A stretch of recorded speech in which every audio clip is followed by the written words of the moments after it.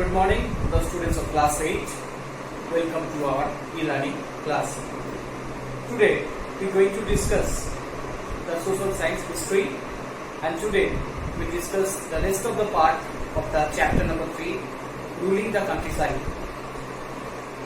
And previous class we have seen that how after getting the Diwani rights, company tried to establish a revenue system, but it was totally failed. And before they going to understand the revenue system of Bengal, a great famine occurred in Bengal in 1770 AD, and the Bengal's economy as well as the agricultural and the cottage industrial production was totally declined. So today we will discuss how did East India Company revive the economy of Bengal and consolidate their economic as well as revenue system. So first, the name of the subunit today we will discuss that the need to improve agriculture, and it is in the page number 28 of your history book. So let's start. That after the famine of 1770 AD, most of the company officials began to feel that investment in land to be encouraged and the agriculture to be improved. That the agricultural production was totally stopped, totally declined because of the high revenue demand and due to the market conditions. And also they need to encourage the peasants and all the land-owning class to invest money in the agricultural field to improve the agricultural production as well as the economy of Bengal. Now, after 2 decades of the debate and experiments, company finally introduced a revenue system. 2 decades, from 1770 to 1790, almost 20 years, 2 decades. At that time, the Warren Hastings was the Governor General of Bengal and Indian colonies. So, under the supervision of Warren Hastings, they tried so many revenue systems.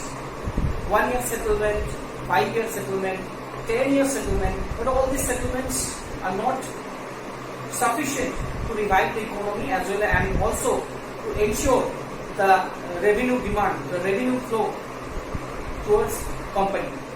So that's why company try to introduce a strong revenue system that will ensure the revenue flow towards their treasury as well as to meet the demands of the people of Bengal as well as to strengthen the economy of the agrarian economy of Bengal. Now they introduced permanent settlement in 1793 AD, and at that time the Governor General of Bengal is Lord Cornwallis. Lord Cornwallis came to India in 1790, and after coming in India, he was researched about the Indian agrarian system and the economy at that time, and he also discussed with the company officials, and finally he introduced this system. So what are the terms and conditions of the permanent settlement? We will discuss right now. That according to these terms, the Rajas, Zamindars or Talukdars, the existing landholding classes from the Mughal period, they were asked to collect the land revenue from the peasants and pay to the company. Because we have already know they don't want to involve in the administrative parts of the Bengal at that time after getting the Diwani. They just wanted to collect the revenue, which could fulfill the demand of the to purchase the goods from the Indian as well as the outside colonies. And so number 2, the amount to be paid was fixed permanently. And next term is the zamindar should pay the money, and the amount to be paid every year was fixed. It was never changed in the contract what it was written.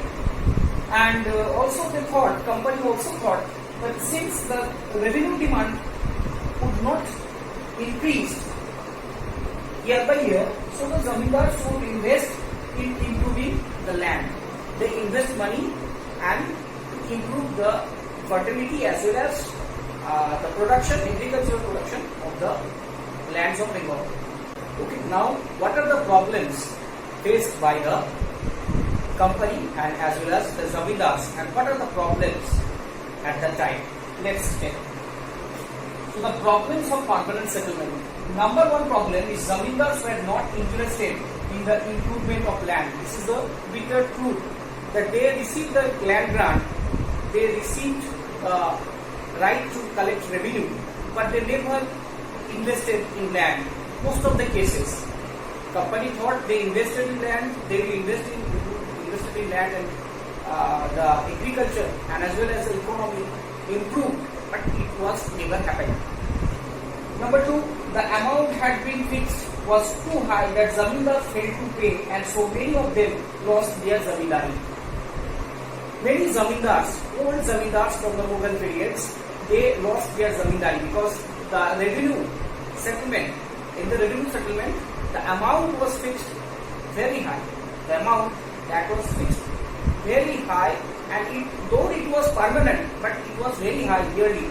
So most of the zamindars they failed to pay the taxes, the revenues, in the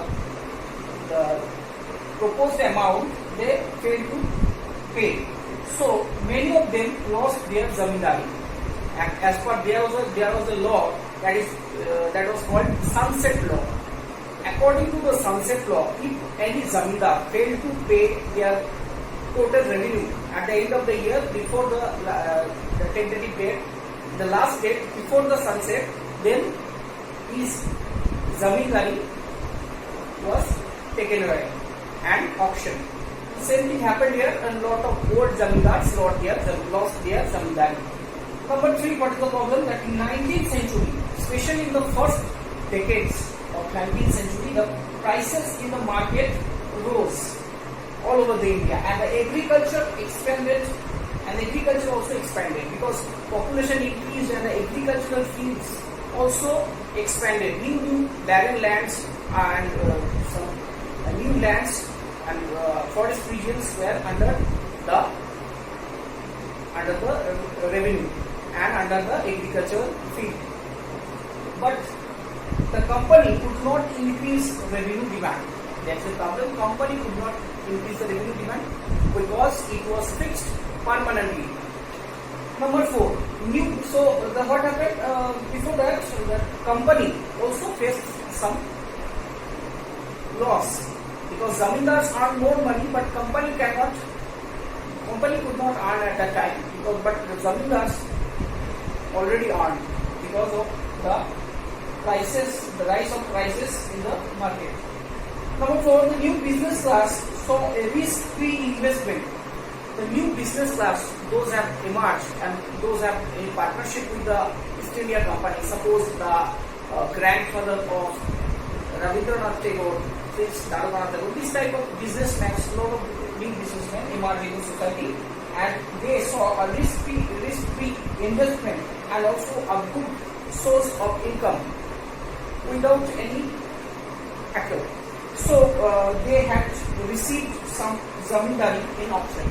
They purchased some the right to collect the revenue in the auction. So, and number 5, some zamindars gave their lands to under tenants and get high rents. Under tenants means some zamindars gave their officials and some other rich peasants to to the right to collect the revenue. And also they get high rents, they charge high rents on them. So what happened then? They are forced to collect high revenue from the peasants also. So in this way, the peasants suffered most, and the total system was, the purpose of the system was not fulfilled.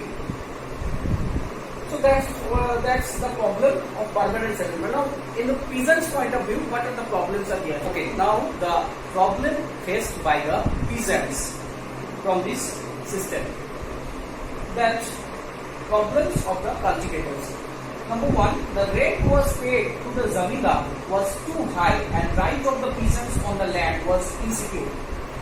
The rate of the revenue was so high, I have already mentioned, and the right of the peasants on the land was insecure, because if the peasants, look at point number 3, that if the peasants failed to pay the rate, he was evicted from the land. If they failed to pay the rate, they were evicted from the land. That land they were cultivated from their the time of their ancestors. Okay, so their ancestral land was taken away if they failed to pay the revenue. Number 2, to pay the rent, they often take a loan from money lenders with high interest. At the time in the locality, the society, some money lenders were there. They took this opportunity, and those peasants who failed to pay, those poor peasants failed to pay the rent, they take some loan and pay the revenue. And those money lenders, they charge high interest against this loan. So, and it was very difficult for them to repay the loan again to the money lenders, and sometimes they lost everything to repay the loan. And why they had taken loan? Only for the revenue. Number 3 already discussed. Now number 4. The officials of the some zamindars often collected some illegal taxes. That naib, gomostar, this type of official, they had collected the revenue, and most of the time they collected some illegal taxes called abwab, and it was impossible for the peasants to, after giving the revenue, and that was so high rate, the rate was so high to fulfill the demand of the officials of the zamindar. So this was the problem faced by the cultivator. So overall, the permanent settlement give a solution to the East India Company for their continuous revenue flow, but it was also a problem for themselves as well as the zamindar community and as well as the peasants. And this permanent settlement totally changed the agrarian system, the agricultural system, village economy and society also. Hope you have understood the permanent settlement, and in next class we discuss the another revenue system that was introduced by the British East India Company. So that's all from today's class. Thank you for watching.